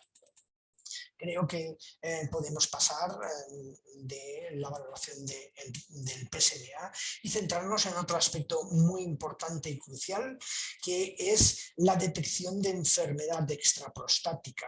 Si tenemos unas pruebas poco sensibles, pues veremos que los pacientes solo los podremos clasificar en dos grupos, localizados o cuando ya sean metastásicos. Sin embargo, si tenemos técnicas muy sensibles, como hemos dicho que es la resonancia multiparamétrica y el PET con colina o PSMA, vamos a diferenciar estos pacientes oligometastásicos en los que vamos a poder aplicar terapias de rescate o terapias sistémicas dirigidas para tratar de forma individualizada a estos pacientes. Y esto es muy importante y es lo que vemos que lo podemos realizar mediante PET, en los que detectemos una zona predominante y hagamos una radioterapia con una sobreimpresión sobre esta glándula, o en este paciente que detectamos una única metástasis ósea o una infiltración ganglionar pélvica única, que pueden ser tratados de forma radical mediante esta sobreimpresión al saber dónde se localiza la enfermedad y no tratar posteriormente de forma sistémica. En la recidiva bioquímica va a ocurrir lo mismo, tanto para la resonancia, siendo la sensibilidad superior en prostatectomía con una alta especificidad como por radioterapia, o igualmente mediante PSMA, mediante PET. Y teniendo en cuenta que si tenemos una imagen PET-RM, en una única exploración vamos a poder realizar una valoración conjunta de estos pacientes. Y esto, como también hemos dicho en la estadificación, pues nos va a permitir no realizar una terapia de rescate a ciegas y seleccionar a los pacientes en los que la terapia de rescate vaya a ser mucho más eficaz en los mismos. En cuanto a la valoración de la respuesta terapéutica, es muy importante, puesto que, como el doctor Maroto ha comentado, actualmente se disponen de muchas dianas terapéuticas y hay que saber cuándo hay que cambiar de una u otra y cuándo podemos realmente efectuar uno u otro tratamiento. Esto se puede realizar mediante el PET, mediante la resonancia o mediante criterios metabólicos mediante el PET, y así de esta manera valorar cuál va a ser la respuesta y poder individualizar la terapia de estos pacientes. Y esto tiene un paso más adelante, que sería la teragnosis, en la que si realizamos una técnica diagnóstica, como hemos dicho, un PET con PSMA, vemos lo que realmente queremos tratar. Y actualmente disponemos de terapias beta o alfa en las que podemos realizar un tratamiento dirigido de estos pacientes y así realmente ver cómo tenemos que tratar a los mismos. En definitiva, como conclusión y como ha comentado el doctor Maroto, vamos a que si tenemos más terapias diagnósticas y más biomarcadores también de imagen, vamos a poder realizar una medicina personalizada de precisión de nuestros pacientes. Muchas gracias. Muchas gracias, José Ramón. Ha sido una presentación realmente clarificadora en cuanto a todo el diagnóstico. Y ahora pues comenzará el turno de preguntas. Tenemos ya preguntas bastante interesantes en el chat. Les ruego a todos igualmente que mantengan los micrófonos apagados y que lo que quieran preguntar lo manifiesten a través del chat. ¿De acuerdo? Tenemos una pregunta que nos dice, es una pregunta muy lícita realmente. Si con la edad disminuye la testosterona, ¿por qué crece la próstata con la edad? Entonces, invito a los ponentes a que nos respondan, por favor. Pues realmente es una muy buena pregunta. Es una muy buena pregunta. Es cierto que con la edad se va a producir una disminución fisiológica de la testosterona, llegando incluso algunas veces a un hipogonadismo. Y hemos hablado de que justamente uno de los factores que está implicado en la fisiopatología o en los cambios que se van a producir en la próstata es una hiperplasia. Ese aumento en el número de células que va a depender mucho del estímulo de la testosterona. Bien, baja la concentración en sangre, pero aunque baje la concentración en sangre, a nivel tisular, a nivel de la próstata, va a continuar habiendo efecto que va a ser el suficiente como para llegar a producir esta hiperplasia. Recordemos que hablábamos que a nivel tisular esta testosterona se convierte en una forma biológicamente más activa, que es la dihidrotestosterona. En la próstata esto está catalizado por la 5-alfa-reductasa tipo 2. Entonces, aunque baje en sangre, fisiológico en la edad, va a ser suficiente como para poder continuar haciendo este efecto a nivel de la próstata. Muy buena pregunta. Sí, claramente. Muchas gracias, Alejandro. Hay otra pregunta que también es interesante, como todas, y dice, ¿por qué la próstata metastatiza a hueso? Pablo, quizás... Hace años, otra excelente pregunta y que nos lo hemos preguntado también durante muchos años. Hace años se pensaba que era porque había una conexión sanguínea, una serie de vasos comunes y que podían dirigir las células al hueso. Esto hace muchos años. Hoy sabemos que hay un tropismo. ¿Un tropismo qué quiere decir? Las células, muy en resumen, las células del tumor de próstata se encuentran muy a gusto en el hueso. Tiene el medio adecuado para crecer allá, establece relaciones con las células, tiene los factores de crecimiento que necesita la célula prostática y por ello se encuentra allí, bueno, pues, en el medio que le permite crecer, mientras que en otros órganos, digamos que son más capaces de rechazar esas células, no establece interacción con las células de alrededor y por tanto allí no crece. Esto también tiene una peculiaridad y es que, como es tan universal, en otros tumores puede ser un marcador de peor pronóstico. En el caso del cáncer de próstata no lo es, porque afecta de una manera muy común a todos los pacientes que, bueno, que por desgracia puedan desarrollar metástasis. Muy bien, muchas gracias. Aquí tenemos otra que nos dice: ¿se conoce si existe más riesgo de cáncer de próstata en próstatas que han pasado por una hipertrofia benigna que haya sido intervenida o no? Es decir, ¿hay alguna relación entre la hipertrofia y el cáncer? Sería lo que vendría a decirlo. O entiendo también si la cirugía efectúa un papel protector en el posible desarrollo de cáncer de próstata. La respuesta es no. Tenemos que volver a recordar cuando hablábamos de la próstata, la parte que realmente intervenimos cuando vamos a paliar síntomas del tracto urinario inferior o una cirugía por HPV, vamos a extirpar o vamos a hacer una ablación de la parte central, vamos a preservar la zona periférica. Justamente esta zona periférica es donde existe una mayor cantidad de glándulas. Y el cáncer de próstata, la variante más frecuente, es un adenocarcinoma, es decir, se va a originar en estas células. Por lo tanto, aunque operemos una próstata de HPV, vamos a preservar esa zona donde hay una mayor cantidad de glándulas y, por lo tanto, aquel paciente, a pesar de estar operado por un HPV, va a continuar teniendo el mismo riesgo que en la población general de desarrollar un cáncer de próstata. Muchas gracias, Alejandro. Hay otra pregunta que es bastante obvia, o que se debería haber hecho, claro. ¿Hay factores ambientales o de la dieta que puedan repercutir en el desarrollo de un cáncer de próstata?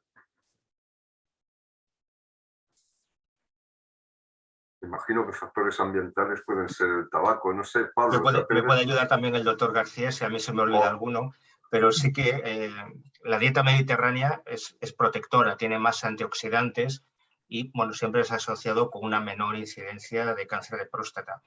Y corrígeme si me equivoco, alguno típico que me preguntan si los camioneros, ciclistas tienen más riesgo de cáncer de próstata. La respuesta es no, no es por un fenómeno local, ni por un fenómeno de infecciones repetitivas, no son factores. Sí que parece alimenticio, sí que es la edad y luego algún factor hereditario. Y luego no sé si alguno me he quedado, pero básicamente son así los más importantes. Completamente de acuerdo. Sobre todo, más que factores ambientales, claros factores genéticos. Sobre todo si existen antecedentes familiares de primera o segunda línea, es cuando existe un mayor riesgo de poder desarrollar un cáncer de próstata. Y aquí me dejáis que os haga una pregunta por curiosidad. ¿Existen estudios que nos digan que también si la alfa-reductasa está jugando un papel tan importante en ambas formas? ¿Existen estudios que hablen de los SNPs en posibles polimorfismos genéticos de la alfa-reductasa, que haya una contribución bien por un aumento de la actividad conversora o bien un papel protector porque produce una menor actividad conversora? ¿Hay algo de esto o realmente no hay nada así, no? No, yo realmente en cuanto a cáncer de próstata no he leído nada y me atrevería a decir, no sé si el doctor Maroto me corrija, que la 5-alfa-reductasa no juega un papel en el desarrollo del cáncer de próstata. Sí que es cierto que en algunas variantes cromosómicas, en algunos pacientes que tienen problemas a nivel de esta enzima, sí que se ha descrito un menor desarrollo de HDP. Muy bien. Pero no en cuanto a cáncer. Muchas gracias. Aquí tenemos una pregunta también, dice, ¿puede también haber alguna relación entre practicar bastante sexo, ya que se produce más testosterona, y el desarrollo de alguna patología, es decir, tener más eyaculaciones? Lo que yo leí en el periódico es que no, es al contrario, es protector. Creo que lo leí bien, o lo interpreté bien, ¿verdad? Sí, sí. Además, en mi servicio, curiosamente, un día salió en un tablón de anuncios colgado un estudio, no recuerdo ahora el año ni la revista, era una revista urológica en el que se describía que un mayor número de eyaculaciones era un factor protector para desarrollar cáncer de próstata. Luego desapareció ese estudio. Alguien lo arrancó. No sé si para llevárselo a casa o... Está bien. Bueno, mirad, tenemos otra pregunta y es, En los casos expuestos por vosotros se refería a un dolor de espalda. ¿Existe esta relación y de ser así, de qué tipo de dolor es?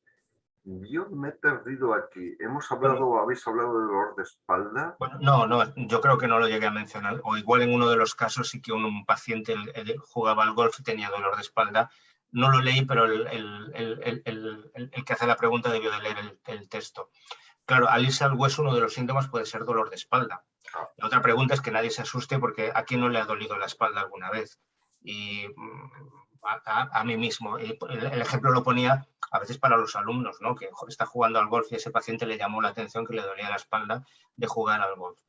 Las vértebras están muy irrigadas, tienen mucha sangre dentro y es uno de los sitios frecuentes de metástasis. Pero, por supuesto, tenemos muchísimas más razones de tener dolor óseo que por una metástasis.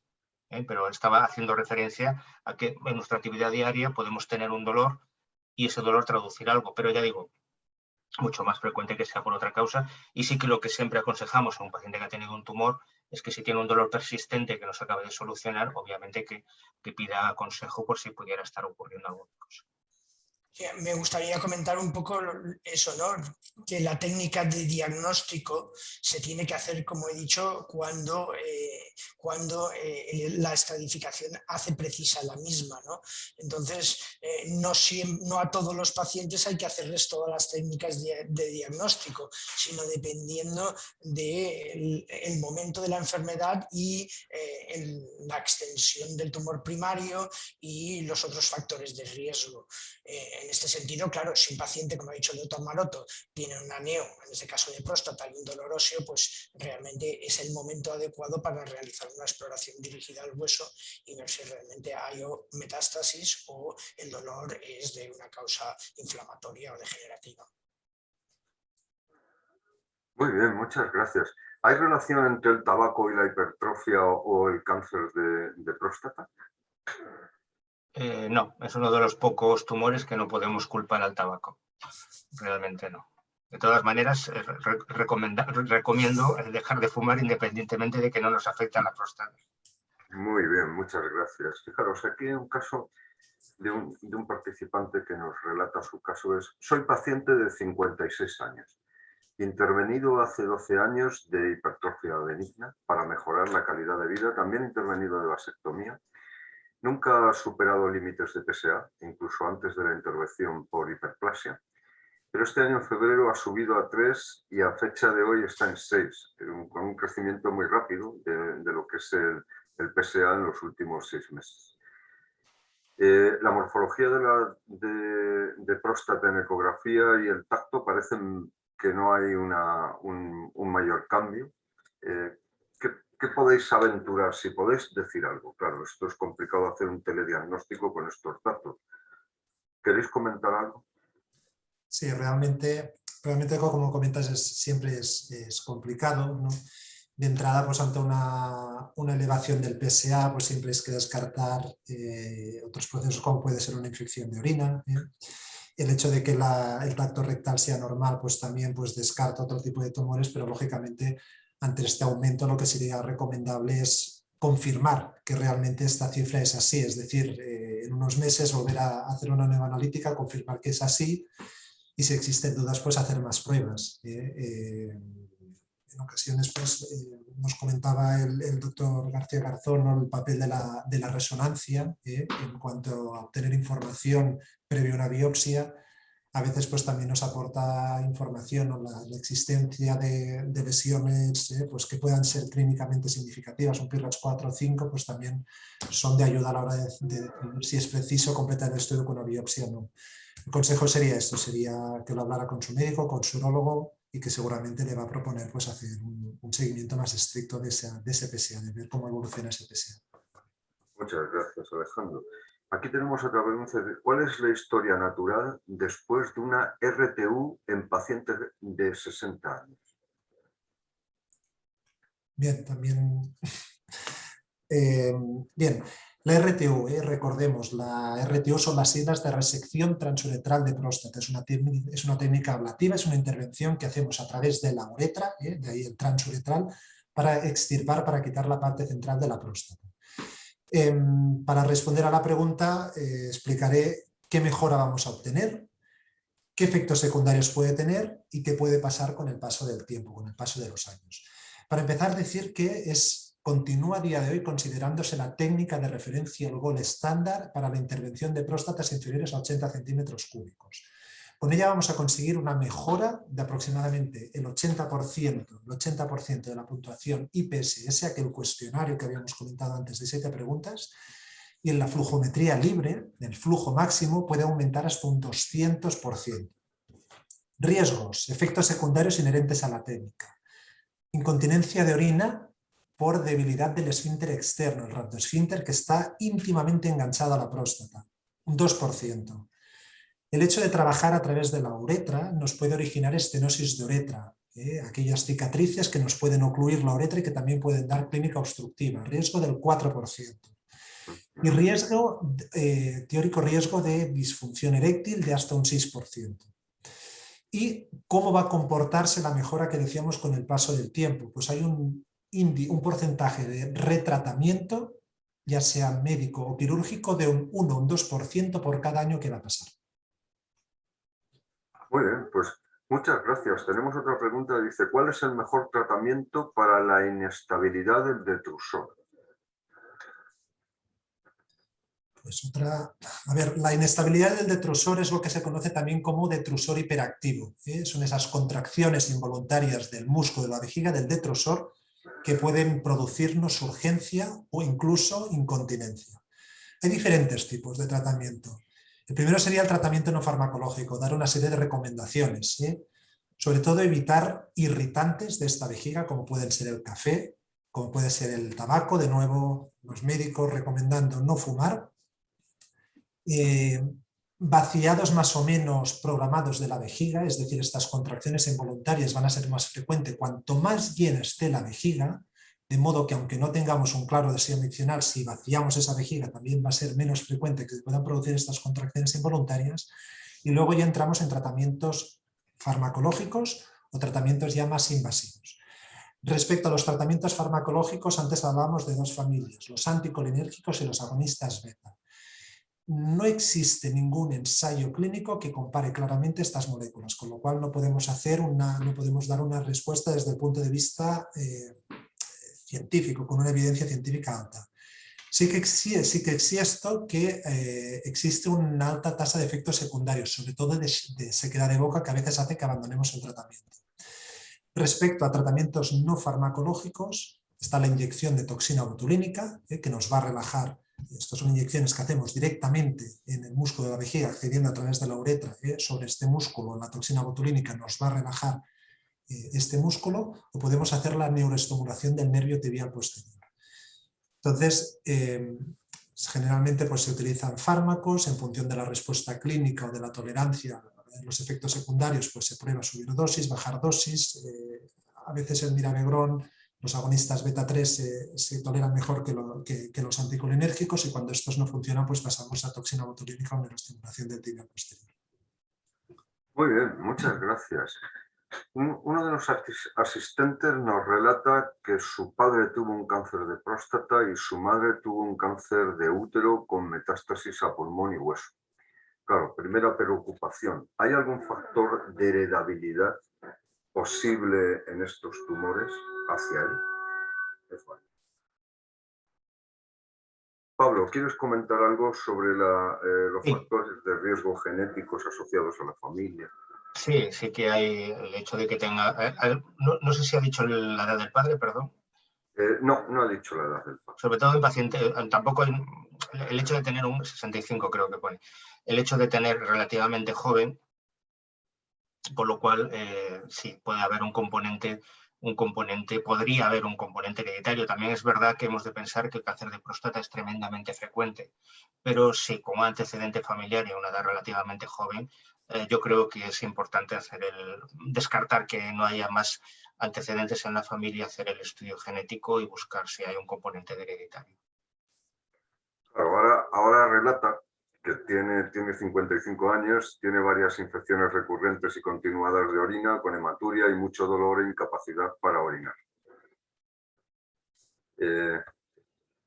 y nos dice, puede tener relación con la próstata. ¿Qué le aconsejáis vosotros como expertos en urología, por favor, y en oncología? Bien, entiendo que hay infecciones de orina de repetición, ¿no? En cuanto a la fisiopatología de la infección del tracto urinario, así como en la mujer se produce generalmente de forma ascendente, las enterobacterias o las bacterias que colonizan toda la zona genital pueden ascender a través de la uretra, de ahí que una mujer pues, tenga más riesgo de tener una cistitis que un hombre. En el hombre la fisiopatología de la infección de orina va generalmente asociada a obstrucción. El problema de que existe una obstrucción a nivel prostático va a dificultar el flujo de la orina, la salida de la orina, y pues ese remanente de orina, ese residuo que va a quedar en la vejiga, pues va a aumentar el riesgo de infección. Entonces lo aconsejable es valorar qué grado de obstrucción hay, valorar qué grado de residuo postmiccional, descartar que no pueda haber divertículos a nivel de la vejiga, que no pueda haber litiasis a nivel de la vejiga, es decir, factores anatómicos que nos aumenten el riesgo de estas infecciones, tratarlo, y si no se consigue tratar desde el punto de vista médico, eso es una indicación de valorar tratamiento quirúrgico, infecciones de orina a repetición. Muy bien, muchas gracias, Alejandro. Pues vamos a dar paso ya a la última pregunta y vamos a ir cerrando este foro en el que dice: mi padre fue tratado con crioterapia y quedó completamente incontinente. ¿Las técnicas actuales han mejorado este problema? No, la crioterapia continúa haciéndose igual, y bueno, uno de los riesgos que existe pues es la incontinencia.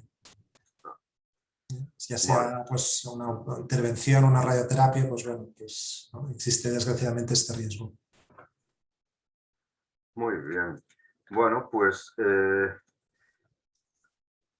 muchas gracias a todos por haber participado en este foro. A vosotros que habéis sido los ponentes, pues explicar en el caso de Jordi su caso, y a vosotros como especialistas, pues todos los ámbitos en los que os movéis ha sido bastante clarificador. Indudablemente muchas gracias al público porque son la razón de ser de estos foros y de todas las actividades que hacemos desde la Cátedra QUAES. Así que os recuerdo que este foro ha sido grabado y lo pondremos en YouTube. A todos los que os habéis inscrito, pues recibiréis un enlace para poder acceder a él y esperamos pues que vaya todo bien y que nos sigamos viendo en las actividades de la Cátedra QUAES. Muchísimas gracias a todos y buena nit. Muchas gracias. Buenas noches. Muchas gracias. Gracias, hasta pronto, buenas noches.